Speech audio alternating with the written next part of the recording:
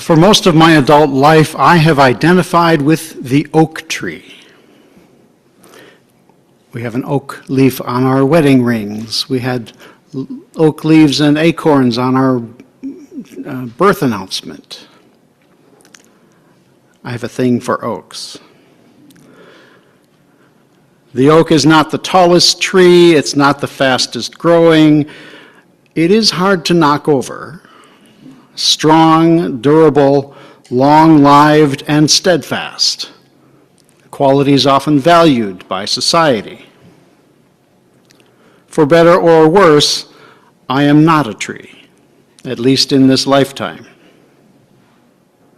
Being human, on the other hand, of any size, shape, identity, or skill is filled, as Shakespeare wrote, with slings and arrows of outrageous fortune, with complexity, challenge, and heartbreak.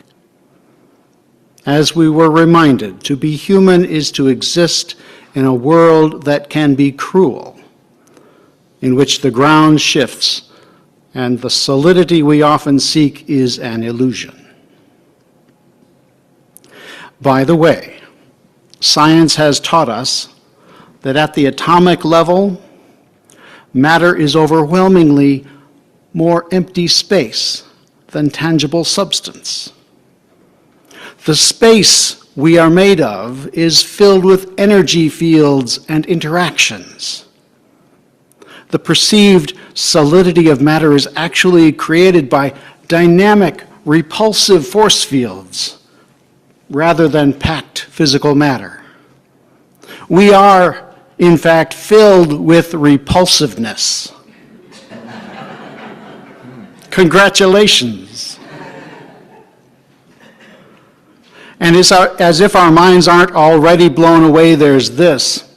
According to some sources, if all the empty space was removed from the atoms making up every human on Earth, the entire population of the world would fit within the volume of a sugar cube.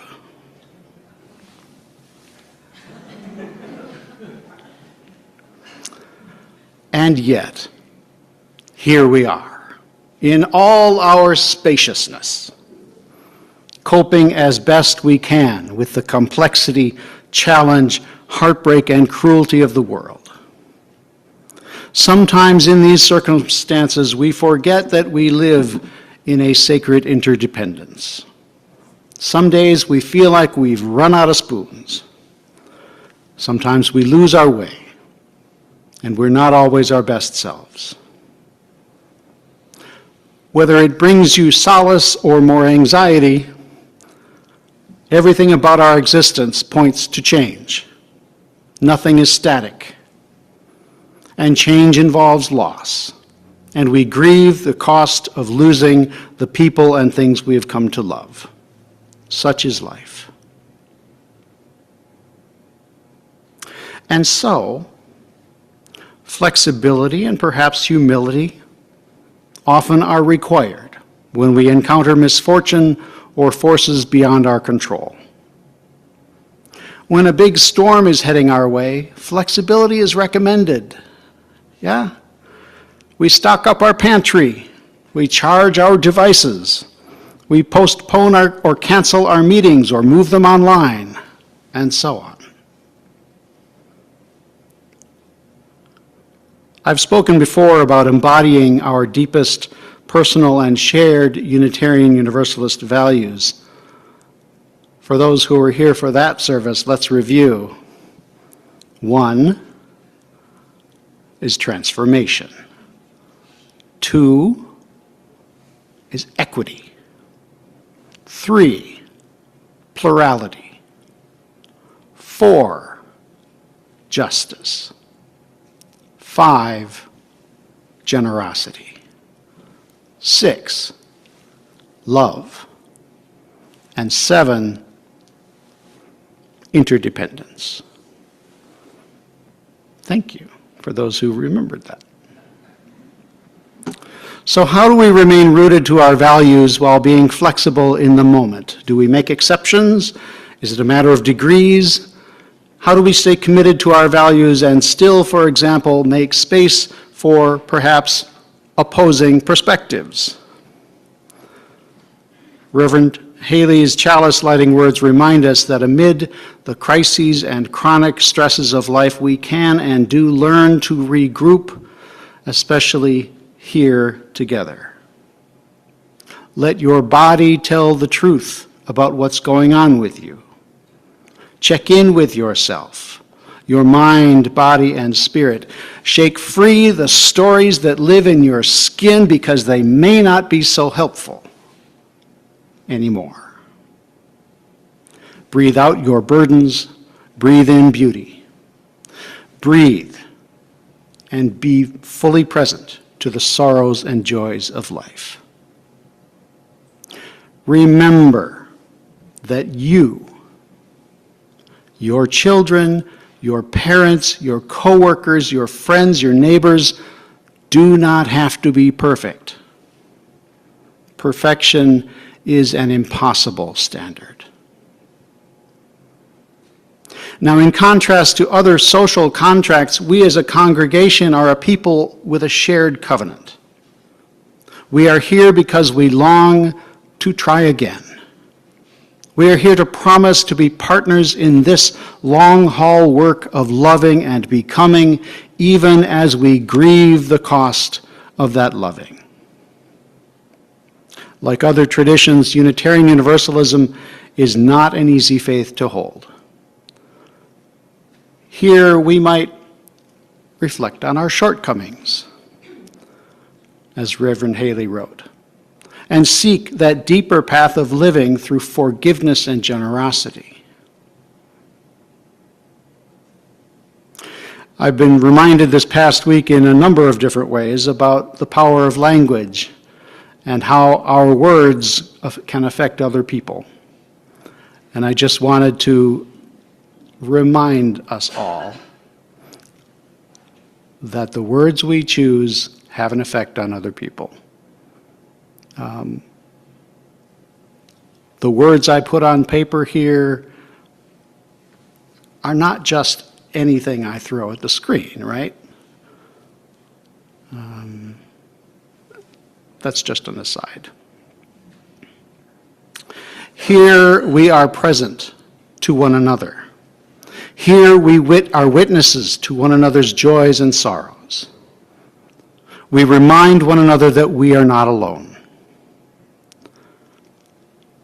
And here we bless one another, not only with spoons, but with love, companionship, and encouragement. Fortified then by one another's presence, we might recall, as Dr. Savage's prayer today said, that our strength, our wisdom, our kindness, compassion, and grace are not for ourselves alone, but are all blessings in the service of the greatest good. As we are blessed, so might we bless others. Life is always pushing us toward greater understandings of what it means to be human, wrote Reverend Mishra Marzetti. New experiences lead to new truths which foster evolution. Everything about our existence points toward change, flexibility, and dynamic recreation. Dynamic.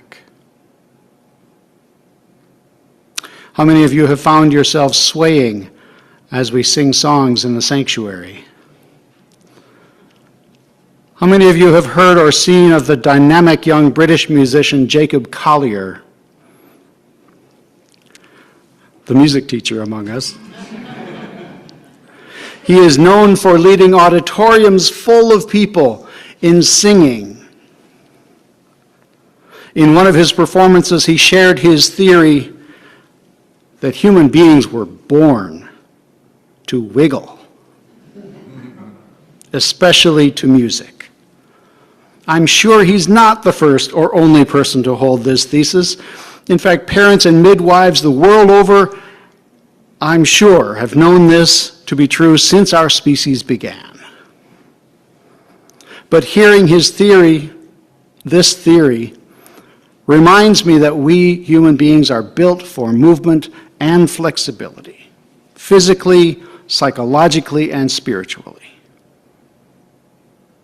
And so I find myself flexibly becoming more attracted to the willow tree. For its ability to soak up a lot of water, yes, and hold the soil in place, yes. For its unique beauty, yes, but also for its flexibility. It can weather most storms quite well. I see no conflict or contradiction in holding fast to our deepest values and at the same time evolving, adapting, and being flexible in our living. We call Unitarian Universalism a living tradition, precisely because of our commitment to the value of transformation. As we change, so changes our tradition. Another world is possible, friends. Indeed, it is inevitable and is already here within us, in our hopes, dreams, and aspirations. It is our choice whether and when to return to that possibility. To be resilient is to proclaim that our love and legacies of love shall endure and make changes in our lives, our families, community, and our world. May we be like the willow. May we embody resilience as easily as we breathe.